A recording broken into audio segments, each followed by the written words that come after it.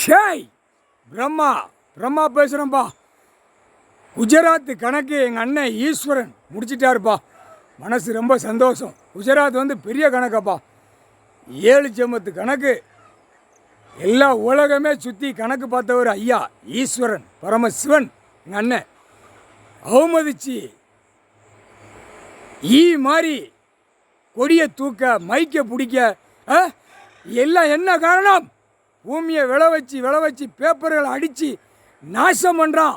இதுதான் கணக்கு. இப்போ அடிக்கிற அடியில் ஒவ்வொருத்தனுக்கும் முதுத்தோலை உரிச்சு எடுப்பார்.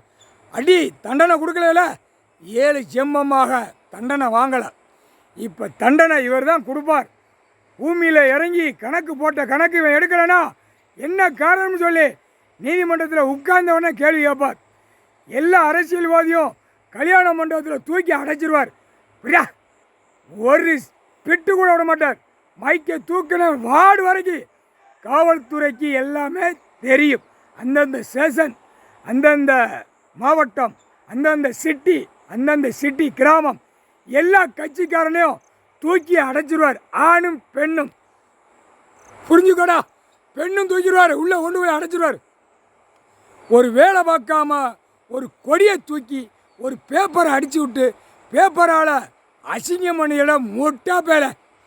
ஆணும் பெண்ணும் பூமியை பாழாக்க வந்த பாய் பேலை. குஜராத்து கணக்கு டெல்லி டு தமிழ்நாடு வரைக்கும் நீதிமன்றத்தில் கோர்ட்ஸில் கேட்டுக்கோப்பா. நீதி அரசர் கணக்கு முடிச்சிட்டார், க்ளோஸ் பண்ணிட்டார். அதே மாதிரி நிலநடுக்கம் குஜராத்தில் வந்துச்சா, அதே மாதிரி எல்லா நாட்டிலையும் உழுப்புவார். இந்த கணக்கு முடிக்காமல் யோசனை பண்ணிக்கிட்டே இருந்தார். ஒரு கணக்கு தமிழ்நாட்டில் உள்ளவனை வெளியே தள்ளணும், கணக்கை முடிக்கணும். அது ஏட்டில் உள்ள கணக்கு முடிஞ்சு வச்சு எல்லா கணக்குமே முடிச்சிட்டார். இனிமேல் இவனுங்களை பூரா ஈரக்கோலையை அறுக்கணும், ஈரக்கோலையை குத்தணும், ஆஸ்பத்திரியில் போய் படுக்க போடணும். அவன் பொண்டாட்டி பிள்ளையில இவன் அடித்த பேப்பர் செதறிச்சு போகும். அணுகணுகா செதறிச்சு நாசம் பண்ணி விடுவார். முக்கால் சத்தியா